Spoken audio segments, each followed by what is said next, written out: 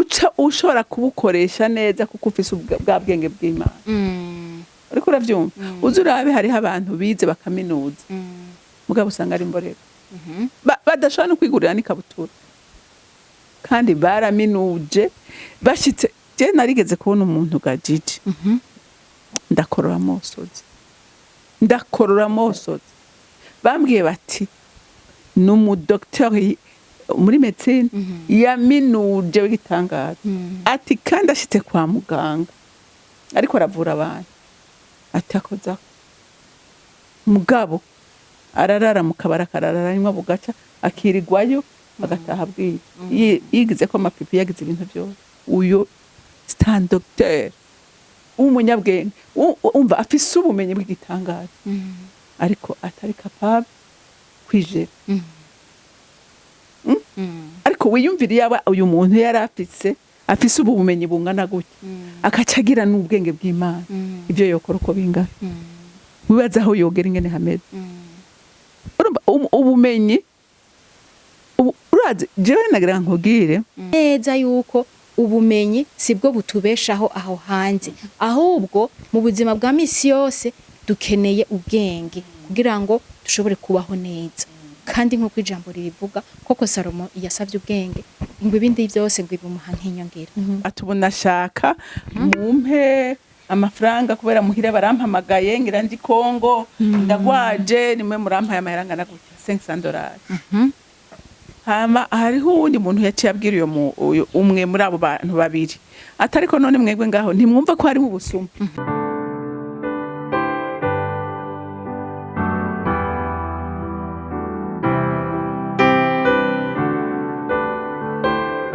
Reka nongere kubaramutsa nshuti bakunzi ba Horikana TV aho muherereye hose ndabahaye mwiriwe canke mwaramutse bivanye naho mumwe wese aherereye kuri micro Gyslaine radio uko musanzwe mubimenyereye. Ndabibutse yuko tubakunda kandi ndazi namwe ko mudukunda. Turongeye gushima Imana rero yongeye kutugirira ubuntu bwo kongera kuba imbere yanyu kugira ngo dushobore kuganira namwe. Ndamushimiye mama Khaure we yazanye kino ciyumviro cyo gushiraho kino kibanza ciza cyo kugira ngo tuganire namwe dupartajanye ivyiyumviro. Mama Khaure sabwe waraye neza nukuri ndashima Yesu nawe n'amahoro gade. Ego nukuri ndashima nabo muhiri wawe baramahoro. Ego baramahoro cyane tubishimira umwami yabikoze agaheza. Ego nuko rero reka tubanze dusenge ubwawe imbere yuko dusenga. Abakunzi ba Horikana TV murashobora kumfasha kano karirimbo kavuga ngo uri nkuru Mana uri nkuru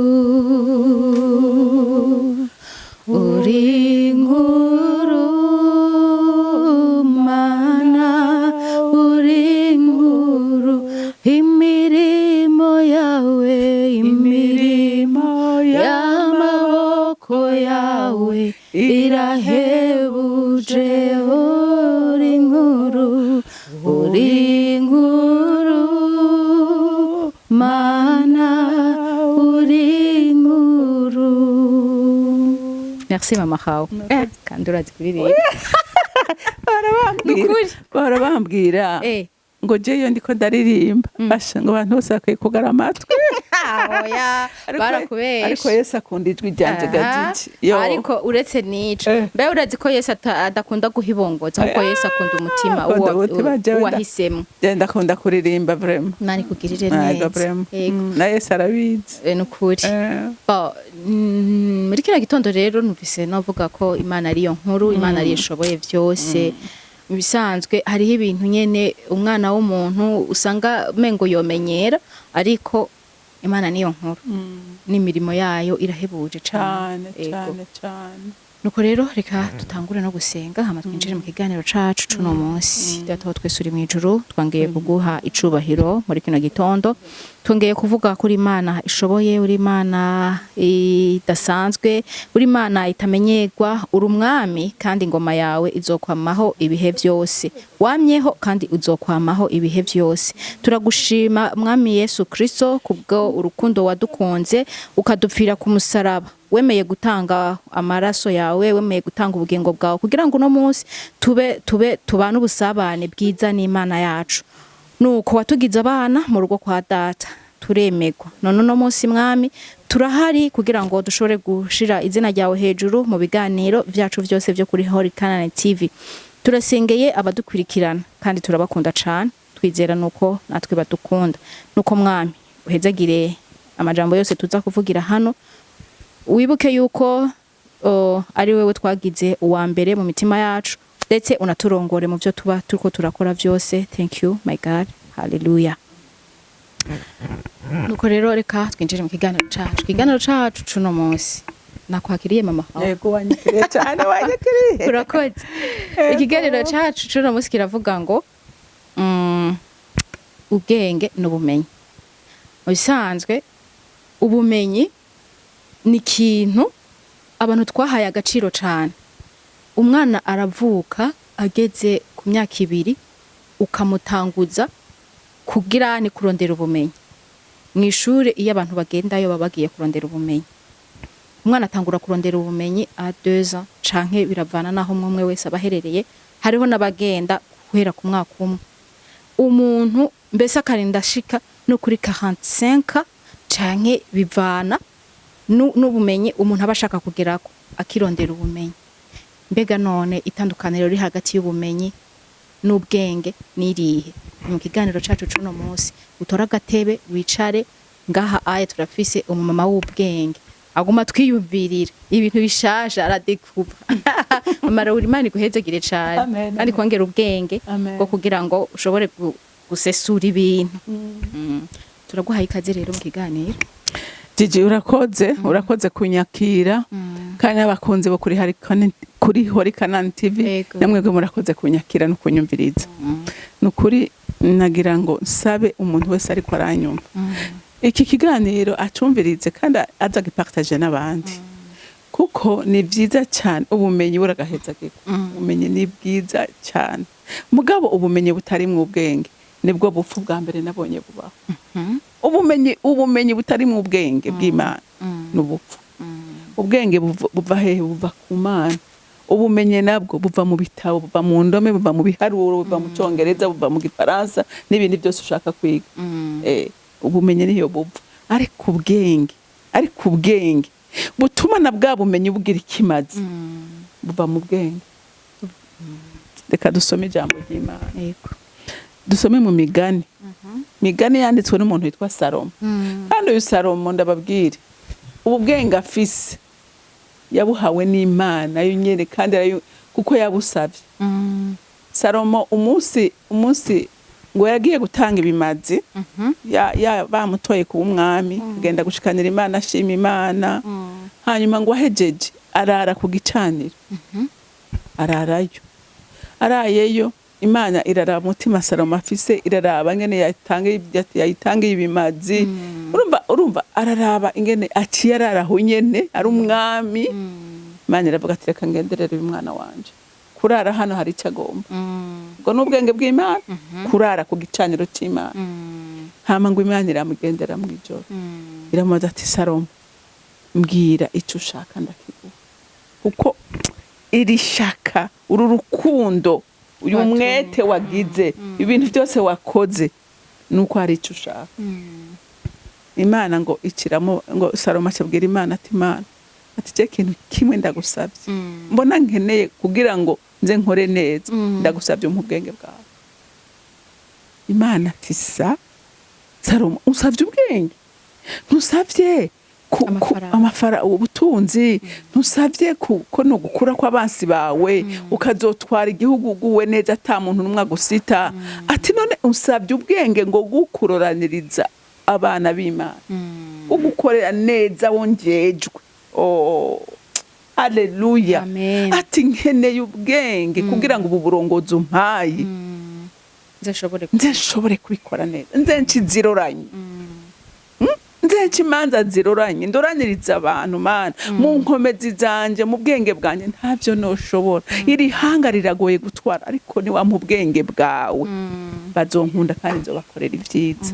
haleluya ngo niwe yanditse imigani iyi migani myinshi niwe yanditse reka wumve ivyo yasabye ngo imigani ivyo yanditse ivyo yabonye ko bikomeye iravuga ngo imigani ya Salomo mwene Dawidi umwami w'Abisirayeli yo kumenya ubwenge hamwe n'inyigisho urumva ngo gutegera amajambo y'ugutahura kwigishwa gukora ibitunganye mu bwenge si bitunganye gusa abikore no mu bwenge pardon mu kugororoka mu kwitegereza neza no mu gutunganya no guha imburabwenge kwiyubara n'umusore kumuha ukumenya no kugira amakenga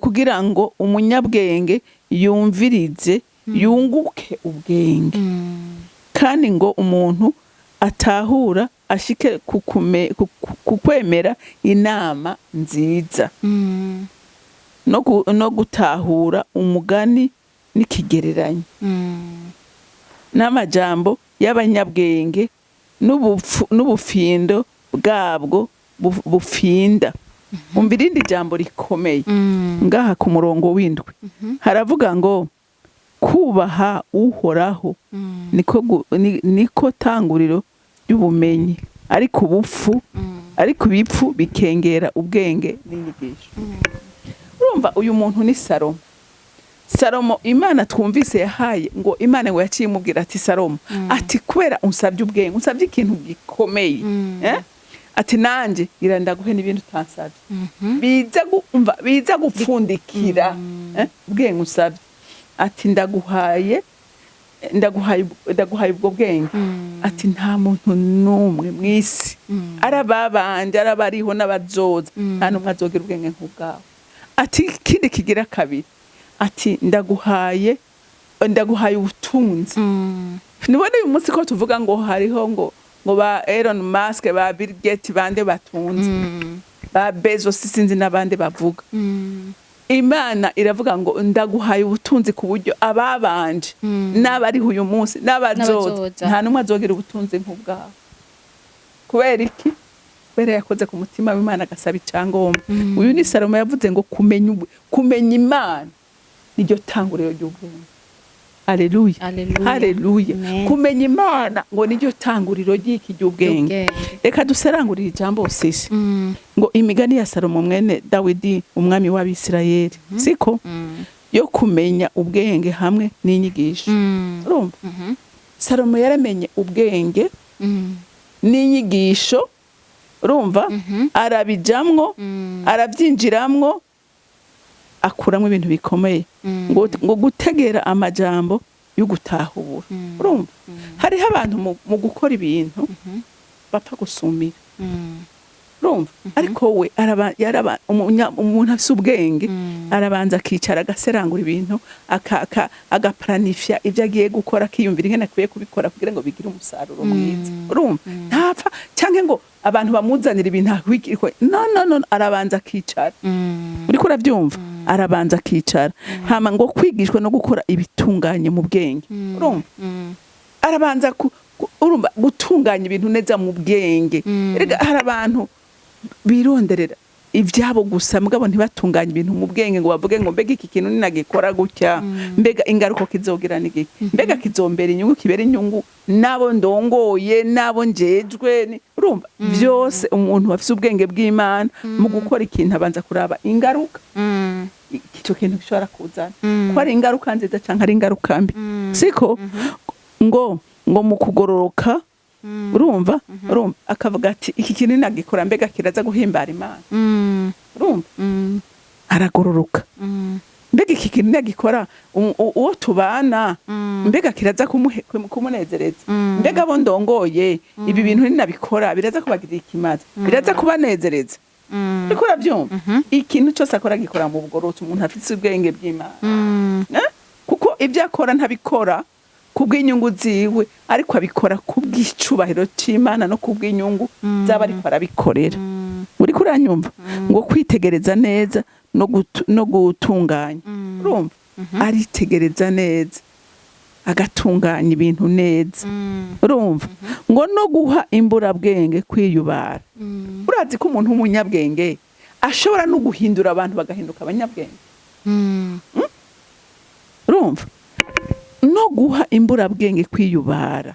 Imburabwenge arashaka kuzizana ku murongo akabaha ibintu akabereka akabakorera mbega novuga nk'imigambi. Hariho ico kintu nkunda kukivuga kuko cyarabaye grave mu mutima wanje. Maizi Mondo niwe yavuze ngo igisirikare cyo ngo c'intama ngo gitwagwa n'intama ngo gihinduka intama. Bisigura ngo iyo umurongozi ari mwiza n'ibijuju arabihindura abanyabwenge. Ariko uravyumva n'umuvyeyi mwiza, urumva n'umuvyeyi mwiza afise iyerekwa arashobora gukura abana canke n'abatunze akabakura mu bugaba akabaduza bukebuka akabashikana ku rugenzo bashobora kubona iyo baja niyo baba kubera afise ubwenge, afise iyerekwa, afise yagomba gushika. Rero urumva ko Salomo avuze ngo no guhimbura bwenge kwiyubara, ngo n'umusore kumuha ukumenya no kugira amakenga. Urumva hariho abantu uzurabe n'uyu munsi je harampora ndaba nk'aba basuma ukaja mu muntu aragutelefone kandi akakubwira ibintu menga biraryoheye amatwi, we ntugira amakenga. Abayiswa we ntugira amakenga uvuga uti mbega kubera iki uyu muntu ariko ampropose ibi.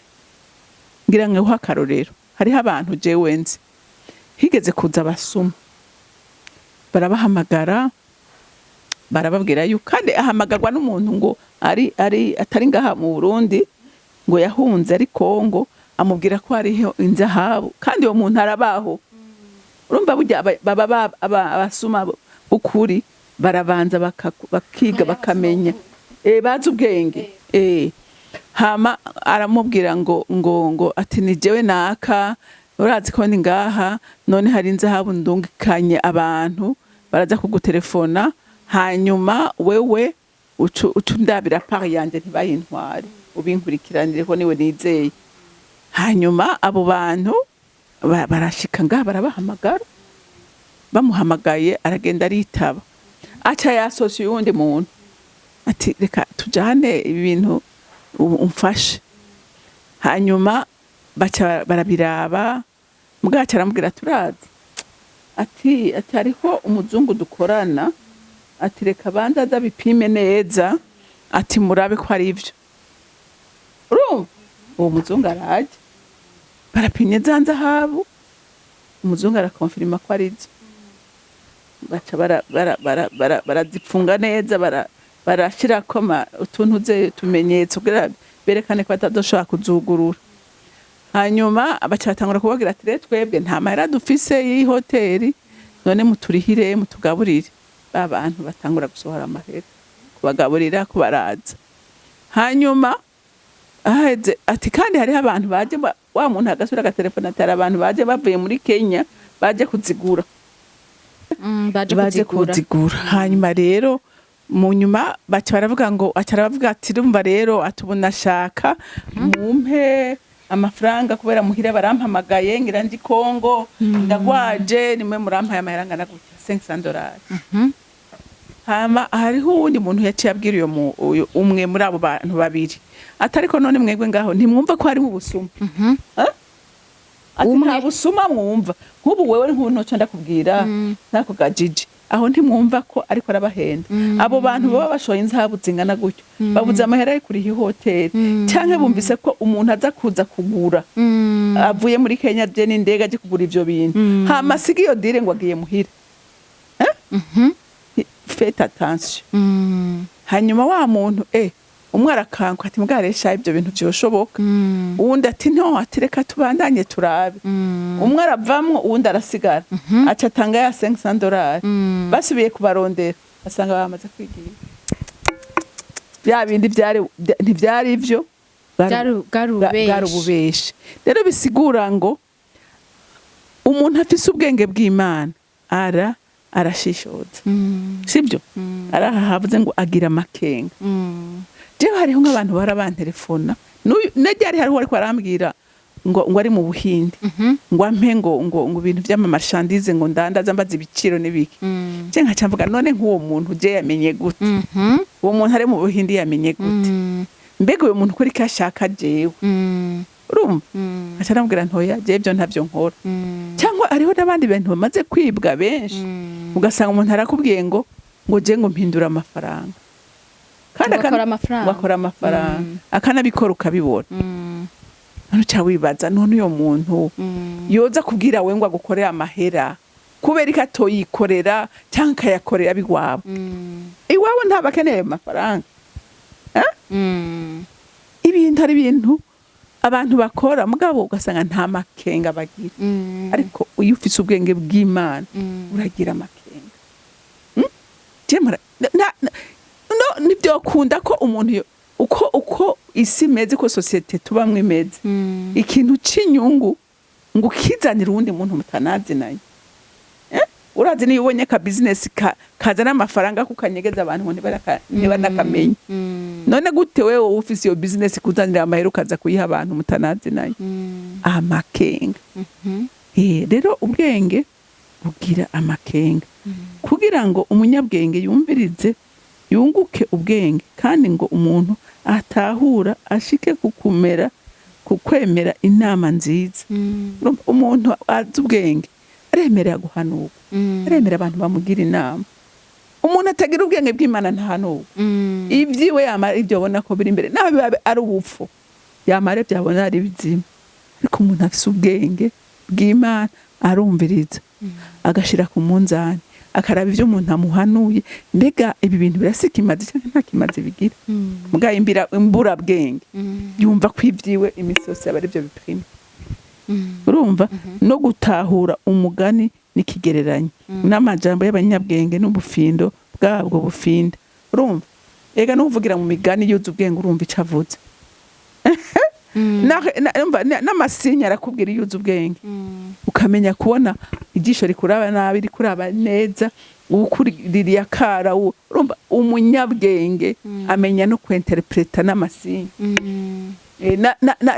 no ugifise ubwenge bw'Imana urabona umuntu akwakira n'igishika umuntu agukunda cyangwa umuntu ariko arakuyirobekako ibyo rero bigira umuntu afise iki afise ubwenge bw'Imana afise kubaha uhoraho kuvuga ngo kubaha uhoraho nigo tanguriro ry'ubumenyi ariko ibipfu bikengera ubwenge n'inyigisho igipfu nticemera kwigishwa niyo umubwiye uti ngo wiga ibi n'ibi igifu kikubwira ko atakeneye kwiga ibyo afise bikwiye ariko umunyabwenge yamarondera kumenya nuko urakoze cyane mama Haure kugerageza kudusigurira ikintu c'ubumenyi n'ubwenge ariko nashaka twari duhejeje kumva inyigisho zo muri Bibiliya hano ndashaka kugira ngo usigurire abari ko radukurikirana neza itandukaniro udefinise ubwenge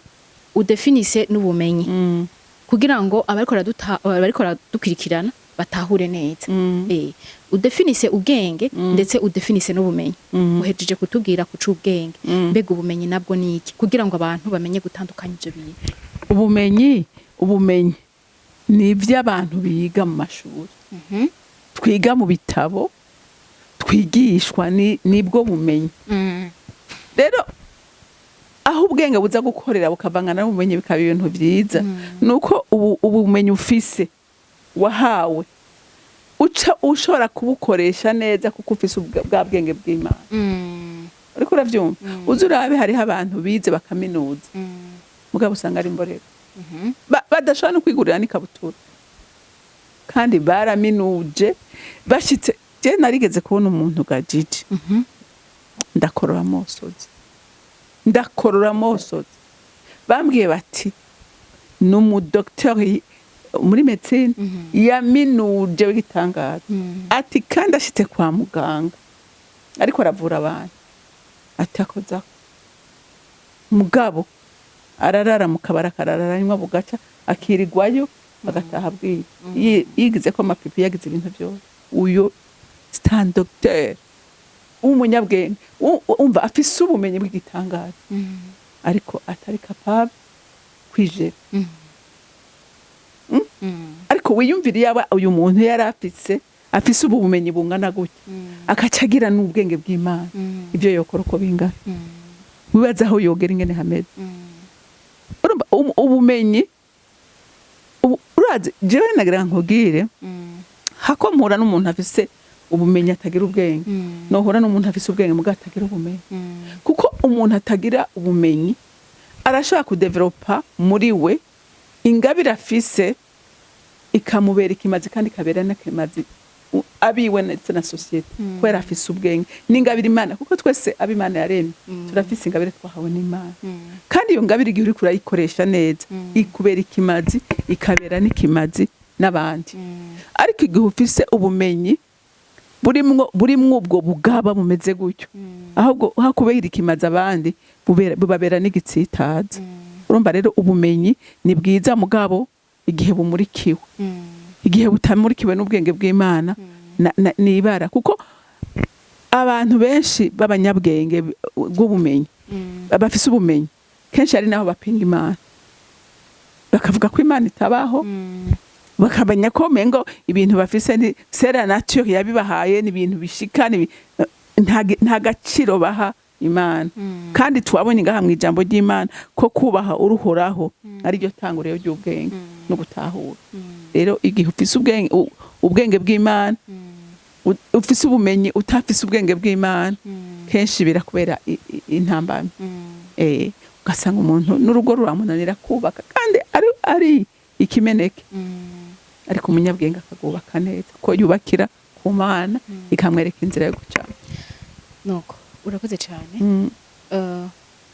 igiki cagutumye kugira ngo utegure zino nyigisho z'uno munsi aho ushobora kutwigisha ubumenyi itandukaniro riri hagati y'ubumenyi n'ubwenge wari wifuza iki uraziga ico nifuzaga Gigi nifuza ko abantu batahura we wavuze uti umuvyeyi aravyuka agafata umwana we w'umwaka ushaka imyaka 2 akamujana muri creche kugira batangure kumwigisha ubumenyi ariko nagira ndakubwire wewe naho utona mutwarayo mugabo wewe ugatangura kumwereka ama valeur ukavuga ngo uyu mwana agenda agomba kumwigisha azoshike ahatangura n'ishure hari ubuzima amaze kwakira ukamwigisha kumvira ukamwigisha kubaha ukamuba hafi ukamuforma wewe ukushaka byo rutanu kumutwara muri creche mugataco wewe uri kuramuha nk'umuvyeyi ugomba kumuha ariko we gihe wewe ugize ubwenge ukavuga uti uyu mwana ndaguhe nk'akarorero abana imyaka 2 baca babajana kugira iki kubigisha ngo bijya bitabo 5 vya Mose bagatangura kwigisha amategeko yose y'Imana ari naco gituma ubona ari abana bakura bakunda igihugu cyabo bafise ama valeur badashobora gutakaza indanga gaciro kabo kubera iki kubera abavyeyi baba barafise ubwenge bakavuga bati aba bana boja kwiga iby'ubumenyi batahawe urufatiro rukwiye naco vyomara je narigeze kujayo ndaraba abajene fille n'uduhungu turi ku aeroport muri Israel n'utwana ubona abajene bakiri batoyi menya ko atani varize nimishobora kurengana batata ikindi ngo barabi bishoka barabivyinjira kandi n'abana bato niwo bakoromba ngo babwe urumva kuko hariho nk'ahandi usanga hari n'abantu bashobora kwemera ibintu bigasoka canke bikinjira kwera bahawe giturire kwera nta ndanga gaciro bafise nta bwenge bw'Imana bafise urumva umuntu agashaka gusakrifya igihugu ciwe cyangwa sakrifya umuryango wiwe kandi afise ubumenyi rero ndagomba kubwira abantu b'Imana nukuri garuka ku rufatiro rw'ijambo ry'Imana garuka ku rufatiro rw'ijambo ry'Imana kuko ijambo niryo rikwigisha kurera niryo rikwigisha kubaho wowe ubwawe niryo rituma hari ibintu utinya hariho ibintu utinya cyaramura nitegereza nkaho ku ma réseaux sociaux ukaraba nk'ibintu abantu bakora ukibaza none ngibi umuntu ariko arakora ubwenge burihe ubwenge ese ariyumvira nk'abantu bariko baramuraba abana bariko baramuraba nayo bakira umukobwa canke ese ejo bana ntazovyara ejo ntazogera bakona bakazana none ibi bintu ko ibi bintu naho bijajije ntaho bija ejo bizogaruka ese nta soni bizomutera umuntu ukabona aragiye ariko aravuga ibintu ariko expose ubuzima bwiwe none uri kubivuga kugira ngo wunguke iki uri kubivuga kugira ngo wunguke iki hariho nk'abo babwira ati wewe vuga ibi nibi turaguha amahera ya naya none ayo mahera baguha yo kugurisha agateka kawe angana gute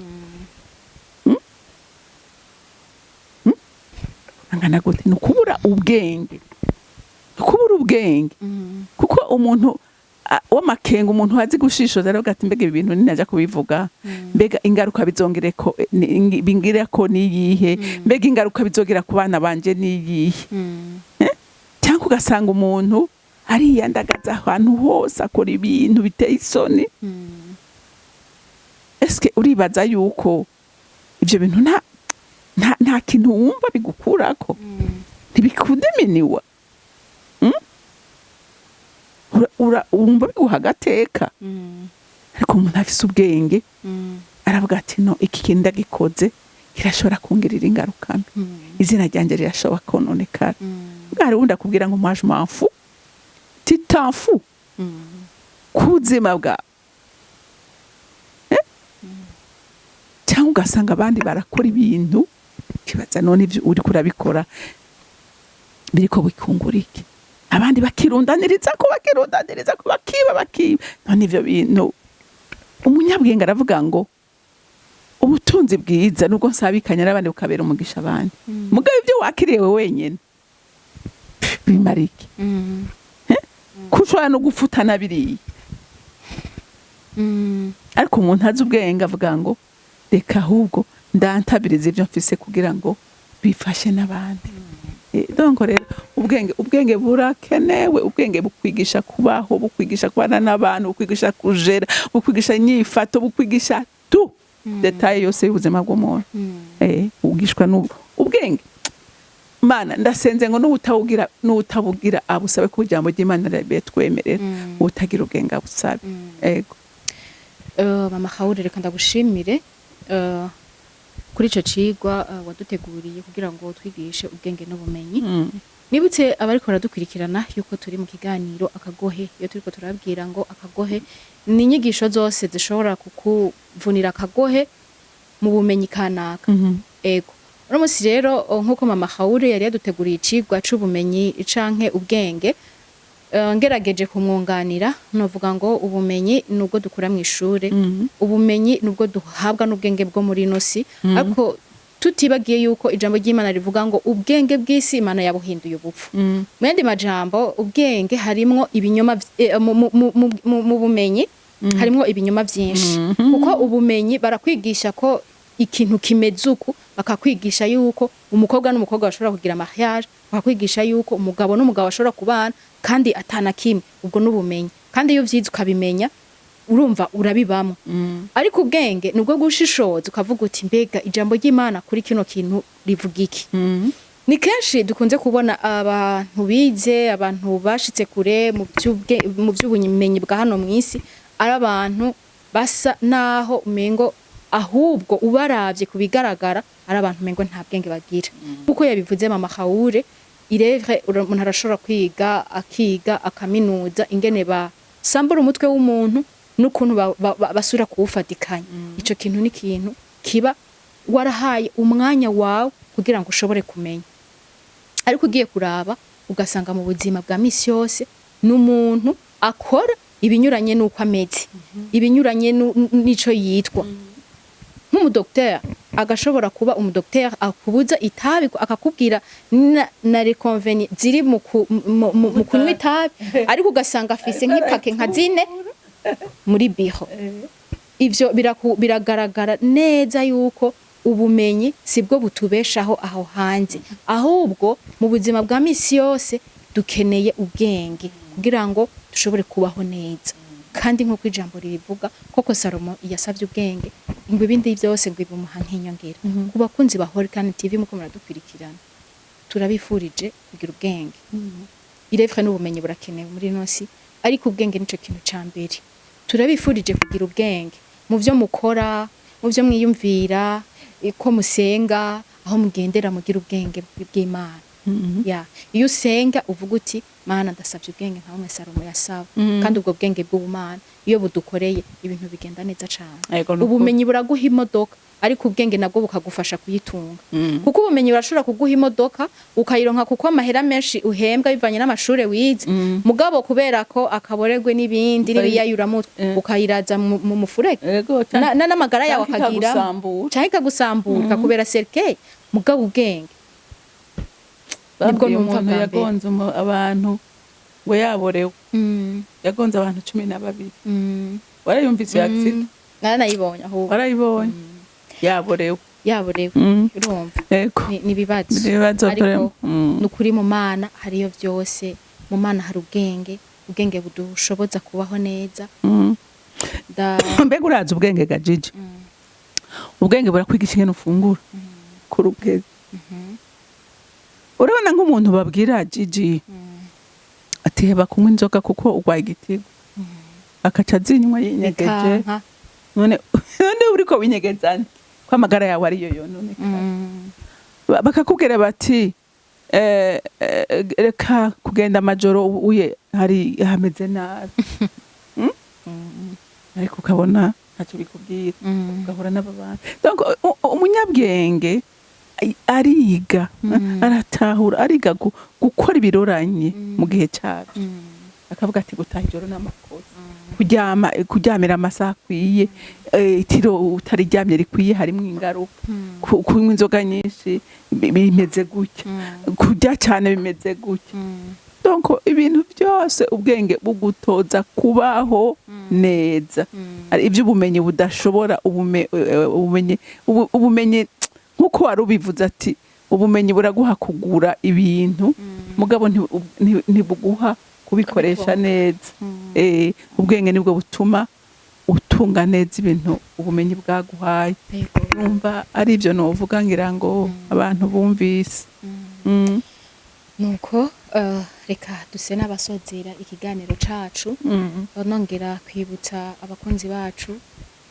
ko mwokora subscribe ndetse mukagira na partage tukabona n'amakomantere yanyu nukuri tukabona ko tudatamba twirorera kugira ngo natwe mutwankuhaje shimire mama Haure we dahengeshanya kugira ngo ashobore kudutegurira ibiganiro kuri wumve ngo nawe turagushimiye Imana yo yagushize hano kuri nosi kugira ngo no munsi uri citegererezo ciza ku bandi bavyeyi hari akana nibagiye Gigi ubwenge nibwo kwigisha no kuba ku rugo neza sivyo kuko uyu munsi ubumenyi butubwira ngo droit de la femme émancipation de la femme urumva ukumva ko iby'isi iri kwiravuga ukumva n'imigani byo woca ukora ariko umunyabwenge avuga ngo mbega Imana ivuga iki ku rugo umunyabwenge acavuga ati mbega Imana ivuga iki ku mugabo ku rugo Imana ivuga iki ku mwana ku bavyeyi Imana ivuga iki wumvise umunyabwenge araba icyo Imana ivuga kandi icyo Imana ivuga ni cyiza mugabo icisi ivuga si cyiza mwisi yamishaka kuvuga ibiri contraire n'ivyo Imana ivuga ariko umunyabwenge araba ivyo Imana ivuga kugira ngo bigende neza ko iminsi yose ugiye ku by'Imana ivuga byama bigenda neza ariko ukurikira ivy'isi ivuga bihera nabi rero bakunzi bacu dukunda cyane itanguriro ry'ubwenge no kumenya Imana Imana niyiroranye ibintu Imana niyitunganiriza abantu Imana niyigirira neza abantu iminsi yose Imana yo mwijuru ibahezagira amen nuko twizere yuko abantu bagize ico batahura nico bakuramwo ego reka turangize kurangiza dusabe mama Kawure adusengere kugira ngo dushobore kurangiza ikiganiro cacu. Ego data uri mwiza data kandi ugira neza, turagushimira ijambo ryawe mwami Imana duhejeje kumva muri kano kanya, itandukaniro riri hagati y'ubwenge n'ubumenyi. Ndasengera abantu bose mwami bari bahagaze ku bumenyi bafise ariko bagosuzugira ubwenge bw'Imana. Uyu munsi mwe mu Imana abagenderere, mwe mu Imana abamurikire, batahure kandi bamenye ko ubwenge bw'Imana aribwo bukomeye, aribwo butuma ibintu byose bigenda neza. Ibyo babona bibananira byose iyo bizewe byose biratungana. Mana ndakwinginze mwe muyera ndagutakambi murikira abantu bose babone kandi bamenye nta numwe yakuhungiye ko, nta numwe yakwizeye wigeze umara amazi. Rero bose ubagirire neza, nta micubahiro n'amashimwe bibi byawe mu izina ry'umwami wacu Yesu Kristo dusenze twizeye kubyumvise, amen.